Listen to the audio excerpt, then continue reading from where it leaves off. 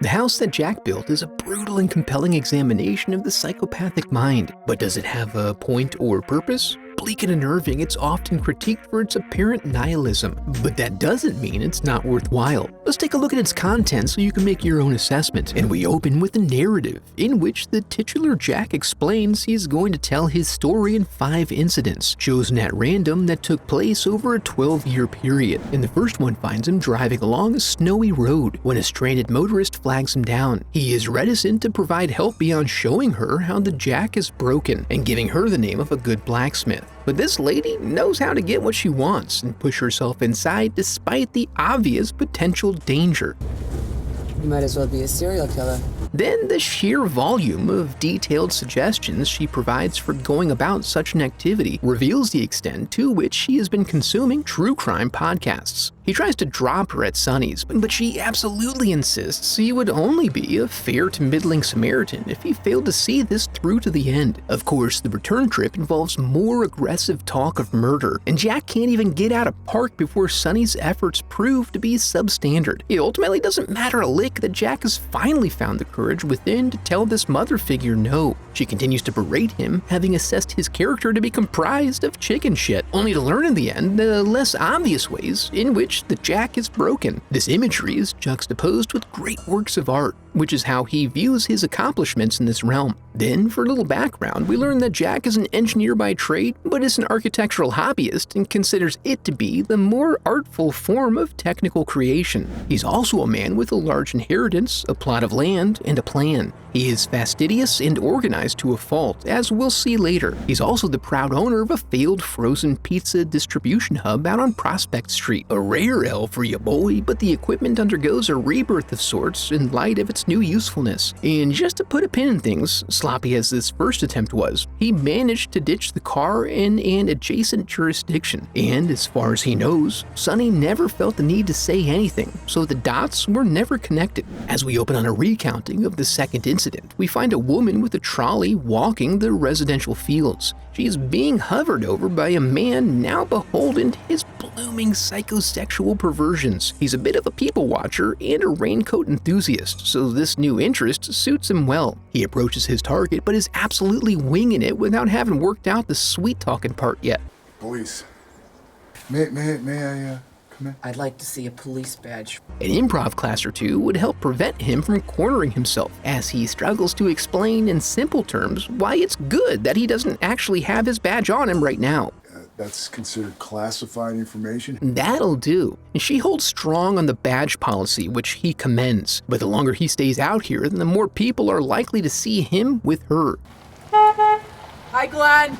Thinking quickly, he switches careers to an insurance agent and ensures her that if she ingratiates herself to him, he can expand her late husband's pension. The promise of an increased passive income stream does the trick, and he works his way in. Then he further garners her sympathy by lamenting the absurd nature of these humiliating situations that he is constantly forced into that so frequently end with banged knees and physical violence. When the first round of throttling doesn't take, he begins to lose his nerve and attempts to nurse her back to health like a little baby bird, delicately feeding her the donut equivalent of pre-masticated insects. But when she attempts to get up to leave, he quickly sets to removing any further concerns over pensions. Now that he has time, he springs a leak in her chest to make sure there will be no future awkwardness. He then poses her just so in order to put together a really terrific composition with the moon in the background and everything. When he's all finished up, he backs up the van and carefully deposits her into the cargo area like a rolled up carpet. He then spends a good amount of time resetting the scene inside the house before heading out. But of course, his OCD won't let him truly rest, and no matter how much more he does, he seems destined to be terrorized by his intrusive thoughts.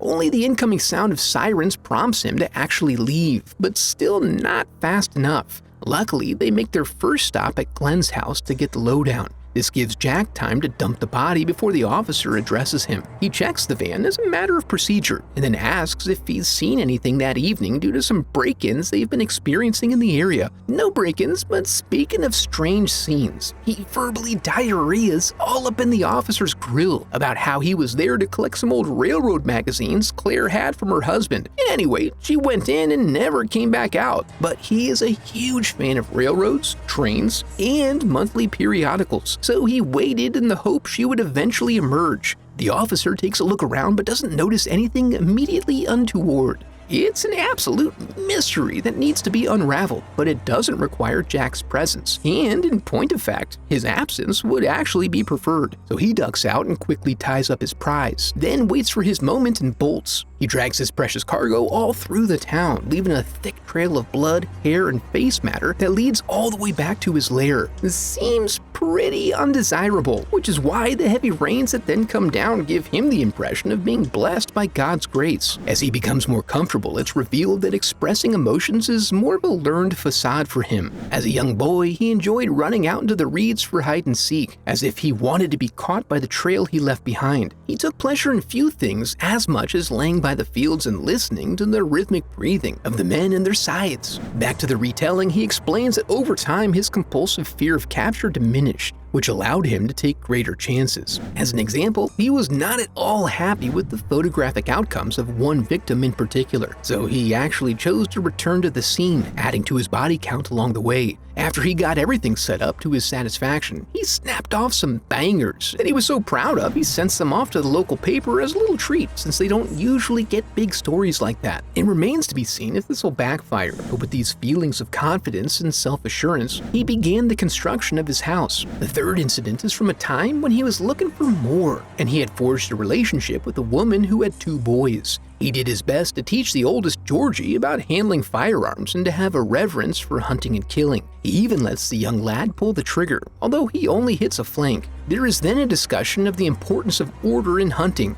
For instance, if you kill the doe but miss the fawns, they'll go off and die without the proper care. No, in order to maintain balance in the woods, you have to go from youngest to oldest. It's the ethical thing to do. As you may have anticipated, this plays out in real life as we check back in on the picnic to find Jack in the tree stand as the mother struggles to maintain control of her boys. Her inability to do so results in their destruction. The tone of the picnic takes a somewhat more sour note after that, as she is racked with guilt and he is insistent she let her boys taste the delicious pie he brought. Then he uses her favorite number as a prompt for counting off the amount of time she has to clear the field before he starts shooting. When he does, he gets a hit but arrives on the spot to find that he just winged her. No matter, as after a short hunt, he manages to track her down and finish the job. And thinking back, he was really worked up and agitated that year, what with the eclipse and the nearby eruption of Mount St. Helens, the proximity of which was enough to prompt him to reconsider the materials he was using to construct his house. Now fully matured in his new role in nature, he takes pride in his development and sophistication and employs his intricate and exacting standards on the new construction. The next incident recounts a period of time where he learned the value of feigned vulnerability, and in so doing, forged a relationship with a young woman that generated feelings stronger than what he should have been capable of. She had a sense of his defect that arose from the void behind his eyes, which she interpreted as an indication that he was preparing to leave her. But with some distance and only the sound of his voice, he is able to convince her of his commitments and reassure her that he has no intention of going anywhere. But of course, after a couple of drinks, he's right back on his bullshit. Got great tits. To make her feel small, he calls her Simple as a pet name. He's also taken to suffer her general degradations and even eventually admits to her that he's a serial killer and strongly implies that she could be his next. This is so boring though, he's boring, but it's also a little alarming when he starts drawing on her with a clinical coldness. She runs outside and finds an officer who she solicits for help with her boyfriend who's acting weird and admitted to killing 60 people. Unfortunately, the presence of alcohol means that he can't legally do anything in this situation, even after Jack joins the production and admits to everything she told the officer. A little feigned sorrow gets him back in her good graces, and she brings him back upstairs so he can get some rest. But when she attempts to call her pill guy to get him something, she finds the line has been cut. Then when she goes to the door, her keys are gone. When he confronts her, it dawns on her that the crutch was a lie, which is good because it means he's a liar, so he probably didn't kill anyone until... You're Mr. Sophistication, aren't you? She allows the thing that's been in the back of her head screaming for attention to become fully formed. He gives her a little time to have a yelling session so the cruel apathy of our modern world can wash over her first. And that is a commentary on society. Then he lashes her to the radiator, and in a moment of thoughtful introspection, he notes how men are born guilty and viewed in that manner no matter what they do. And that makes him sad to be so unfortunate. It kills him on the inside. She will be the one dying on the outside tonight. In the ensuing interlude, it's noted that while these stories seem to paint trusting women in a negative light, these are the ones he chose to tell of the many options available. So you can draw your own conclusions about the reliability of the narrative. Outside of this hobby, he has bulldozed his house at least 3 more times in the pursuit of achieving the perfect balance between art and utility. The final incident finds us back on Prospect Street, where Jack does a little welding before bringing back his first live victim, and a male to boot. When he gets him inside, we see that he's got a whole setup going on here. He goes on to explain that in celebration of German ingenuity, he is recreating rumored execution methods employed at the end of the war for ammo efficiency. But the newest victim is ex-military and rightly points out that his round is not actually a full metal jacket, so it won't penetrate. This buys them some time while he goes to complain about the mislabeled box. But when he gets to his favorite spot and begins to Karen out, Al starts talking about receipts and IDs and whatnot. That is not bro behavior, bro. So Jack tears off down the road while Al makes a phone call. His intense frustration causes him to slippity-slide off the road, but he's within jogging distance of his shadier contact. He finds betrayal here as well, as the police have been coming around looking for him. They know what you've done. But this is all about a robbery for some reason. That's the one thing he hasn't done, but he is sat down and held at gunpoint all the same. The investigating officer isn't immediately available, so they're left to wait an unknown amount of time. This gives Jack time to butter up his boy by thanking him for freeing him from his life of thievesmanship, which has been a tremendous burden. Since he is ready to accept his fate, and in SP's estimation, Jack is truthful to a fault, he does eventually convince old SP to lower his gun. Then, once close enough, he gives him the classic chin-up lad before acquiring the object of his attention. The officer arrives sometime later, and since Red Cloaks are SP's signature look, he is ill-prepared for the outcome. Jack arrives back in the squad car with sirens blaring and is pleased to find the victims did not use their extra time productively. The ordnance specialist signs off on the ammo, and he continues his experiment. However, he quickly discovers that he is too close to find focus, so he uses a length of pipe to work at finally opening the stuck rear door that he's never passed through. He gets the distance he needs, but before concluding the experiment, someone calls his name. He discovers a man's been in here the whole time, but also with him throughout his adventures. It's Verge, the gentleman he's been conversing with throughout this narrative thread. Verge points out that Jack was to be building a house through all of this, which hasn't gone as planned. Then, as the police announce themselves outside, the difficulty of ever finding closure on the construction portion seems to have risen. After a discussion of architectural theories around building material, Jack feels encouraged to make do with what he has, and ultimately builds a house that is uniquely his own. With that task completed and nothing left to lose, he follows Verge into a mysterious hole. In the epilogue, we learn that we began with the ending, and that the underlying conversation that has connected these stories was had on this quest into the depths of the Inferno. It's a long journey, at times pleasant and picturesque, at times tight and moist. They pass Elysian fields along the way, which they have no access to. This is kind of his jam though, so that's really too bad. They ultimately find themselves in the deepest circle, but only to quench Jack's thirst for knowledge. His fate resides a couple circles back. Across the bridge is the way out and all the way up,